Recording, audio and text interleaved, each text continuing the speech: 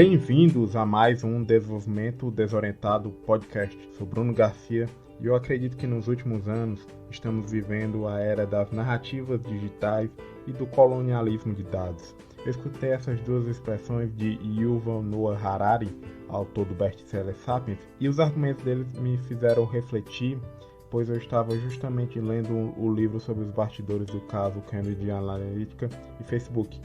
Um marco que converge essas duas ideias, né? Grandes empresas de tecnologia coletando dados de maneira não ética ou ilegal de seus usuários para ser utilizados no marketing digital de campanhas eleitorais, influenciando muitos eleitores e mudando a geopolítica mundial, né? Eu fiquei pensando, será que nós estamos enxergando fora da bolha ou estamos sendo manipulados por empresas e governos? É isso que eu vou tentar refletir aqui agora nos próximos minutos, pois começa o meu devaneio digital sobre o livro Manipulados.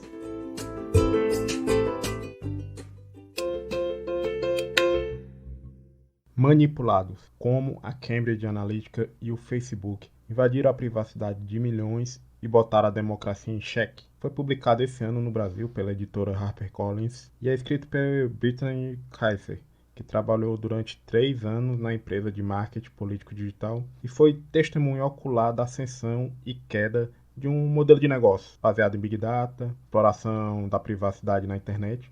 Existe isso, privacidade na internet, ou é utopia minha? E principalmente disseminação segmentada de fake news e difamação de adversários políticos. Mas quem é Brittany Kaiser? Para quem assistiu o documentário Privacidade Hackeada na Netflix, já conhece um pouco da sua trajetória, mas as suas experiências são contadas em detalhes no livro e ajudam a entender a evolução ou involução, né, dessas campanhas eleitorais nas novas mídias e ideologias divergentes, pois o mundo está polarizado. A Brittany, desde jovem, ela participou de organizações de direitos humanos e campanhas progressistas, inclusive na equipe de mídias sociais do então senador Barack Obama, onde foi responsável por criar e administrar a fanpage do Obama no Facebook, apagando comentários racistas, respondendo muitas mensagens de apoiadores. Após alguns anos como ativista, né, de organizações sem fins lucrativos na África do Sul e Líbia, trabalhando com a ONU também, ela recebeu uma proposta de emprego dos sonhos para pagar as contas dela, né? Pois trabalhar como voluntária não dá dinheiro nenhum. Ela poderia ser consultora comercial em meio período em uma empresa que vendia pesquisas comportamentais baseadas em dados, ou seja, era a profissão do momento e que pagaria bem para ela, ajudaria sua família que estava em problemas financeiros e ainda forneceria uma base de pesquisa que lhe ajudaria na escrita do seu trabalho de doutorado. Bem, pelo menos foi isso que o Alexander Nix, o CEO do SL Group, vendeu para ela, né? Essa ideia, esse trabalho dos sonhos. Então, se antes ela trabalhava como voluntária, usando planilhas de Excel para catalogar apoiadores democratas e respondia manualmente milhares de mensagens, depois ela estava vendendo comunicação estratégica baseada em algoritmos preditivos e milhões de dados pessoais para candidatos na Nigéria, no México, para o referendo Brexit e para o candidato republicano Donald Trump. Então, se antes ela estava em países do terceiro mundo, depois de alguns anos ela estava no Fórum Mundial Econômico em Davos, prospectando novos clientes, ou então estava na Trump Tower tentando vender o trabalho da Cambridge Analytica, a subsidiária do SL Grupo nos Estados Unidos, para o Donald Trump. Mas como funcionava essa mineração e modelagem de dados e essa publicidade direcionada no Facebook pela Cambridge Analytica? E principalmente, por que foi considerado ilegal? As grandes redes sociais disponibilizam APIs para que desenvolvedores externos criem aplicativos para essas plataformas, ou consultem dados básicos, ou até tweetem via código de alguma linguagem de programação. Os robôs de alguns políticos estão aí para provar isso, pois APIs são interfaces de programação para fins diversos. Pode ser desde autenticação em um site de e-commerce, consulta de dados básicos, compartilhamento de joguinhos, até acompanhamento de algum assunto do momento, uma hashtag, ou número de menções a um perfil específico, de um congresso, por exemplo. Então, algum desses aplicativos informa ao usuário quais os dados que eles estão coletando e se você permite ou não, né? Mesmo que você não leia aquele termo, eles pedem sua autorização. E a partir dessa permissão, muitos perfis e preferências suas são coletadas e vendidas no mercado de dados. Isso não é nada ético, mas as empresas de tecnologias e o Facebook se protegem dizendo que você autorizou, você deu o ok, então eles não podem fazer nada, lavam as mãos. Mas aí chegamos no caso da ilegalidade, pois até 2015 existia uma Friends API, que permitia aos desenvolvedores, além de acessar os dados da pessoa que usou realmente o aplicativo e deu a permissão, acessar os dados dos contatos daquela pessoa. Os amigos que não tinham nada a ver, que nem curtiam as fotos dele. Então,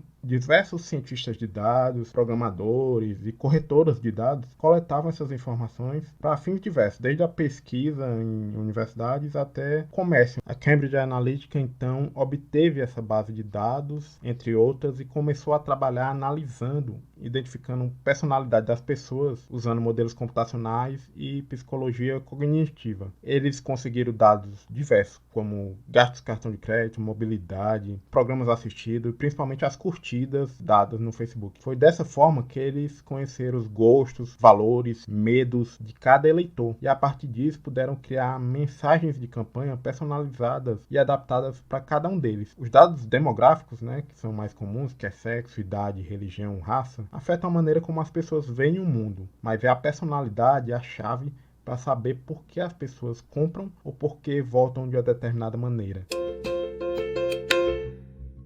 Segundo o modelo computacional criado por Michael Koziski para o Centro de Psicometria da Universidade de Cambridge, daí o nome da empresa, Cambridge Analytica, segundo o modelo de 2012, com 68 curtidas de um usuário no Facebook, ele poderia prever com uma baixa margem de erro a cor da pele da pessoa, com 95% de acerto, a orientação sexual dela, com 88% de acerto, e sua afiliação ao Partido Democrata ou ao Partido Republicano, com 85% de acerto. Assustador, né? Mais assustador, porque poderia prever não só da pessoa, como dos amigos da pessoa, pela Friends API, que ainda estava ativa em 2015, mesmo com o Facebook recebendo uma notificação da Comissão de Comércio Americana pela violação de lei de proteção de dados dos seus usuários. E o que levou o Facebook a desativar essa API, na verdade, não foi a legislação americana, foi ele perceber que estava acontecendo uma monetização desses dados por terceiros por fora da plataforma. Então ele desativou e reformou toda a plataforma de anúncios pagos. Antes ele notificou todas as empresas que coletaram esses dados que eles eram ilegais,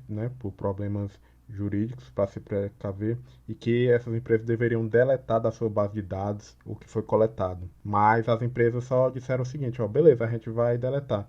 E mandaram uma notificação e o Facebook, ok. Eles não fizeram uma auditoria nos servidores da Cambridge Analytica para se garantir que esses dados seriam mesmo deletados e, obviamente, eles foram utilizados na campanha de eleição do Donald Trump. A partir desse modelo preditivo e dos dados coletados, o micro-target comportamental entrava em ação. Como? Eram posts pagos disfarçados de notícias na timeline das pessoas no Facebook, despertando os gatilhos psicológicos mais básicos, principalmente difamando a adversária Hillary Clinton, com notícias falsas. E a Britney Kaiser no meio de toda essa polêmica? Bem, ela alega que era da área comercial e que nunca teve acesso à base de dados da Cambridge Analytica e que quando questionou os cientistas de dados e o Alexander Nix sobre a origem das informações, eles lhe garantiram que os dados eram obtidos de forma legal em cada país onde eles atuavam. Ela não é tão inocente assim e faz uma autocrítica durante todo o livro sobre os valores morais que ela corrompeu por se deixar seduzir pela essa vida de luxo da aristocracia inglesa, que era o Alexander Nix, e pelos partidos republicanos, de viagens, festas, estar perto do poder, e a promessa que ela poderia utilizar os dados da empresa em projetos sociais. Não aconteceu, e também ela ficava esperando uma comissão pelos contratos que ela fechava. Enfim, ela foi um pouco manipulada e se deixou manipular. Será que nós também estamos nos deixando manipular? Pois, citando novamente Yuval Noah Harari, as mesmas tecnologias e sistemas de inteligência artificial, Big Data e aprendizagem de máquina que as empresas e os governos utilizam para monitorar a vida das pessoas podem ser utilizadas pelos cidadãos para monitorar os serviços que eles oferecem para nós e os dados que eles manipulam, que nós fornecemos diariamente. Então, isso vai depender do nosso ativismo digital nos próximos anos. Que tipo de vida digital nós queremos?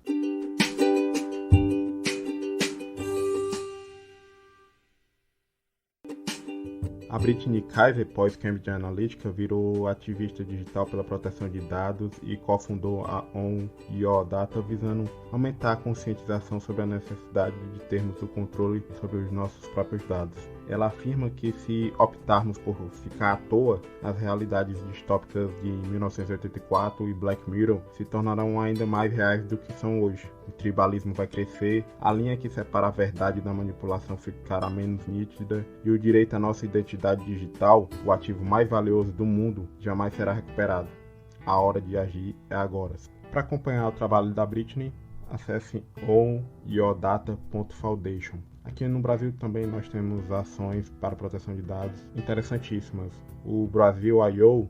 é um trabalho coletivo voluntário que torna acessíveis os dados brasileiros de interesses públicos. É um repositório de dados públicos disponibilizados em formato acessível para a população, para programadores que queiram estudar datasets e colaborar com o código-fonte aberto. Eles inclusive estão fazendo um trabalho sensacional nessa pandemia, divulgando boletins informativos e casos do coronavírus por município por dia e agregando diversos dados de secretarias pelo Brasil todo de saúde e divulgando para quem quiser consultar ou utilizar. Então acessem brasil.io. E também a campanha Salve Seus Dados, em defesa da soberania digital, na salvaguarda das informações dos cidadãos brasileiros e contra a privatização das estatais de tecnologias, Serco e DataPrev, que processam muito dessas informações para a Receita Federal, para a Previdência Social, etc. Então acesse salveseusdados.com.br. Todos esses links estarão no post do meu blog em brunovasconcelos.me no post desse podcast. Aproveitem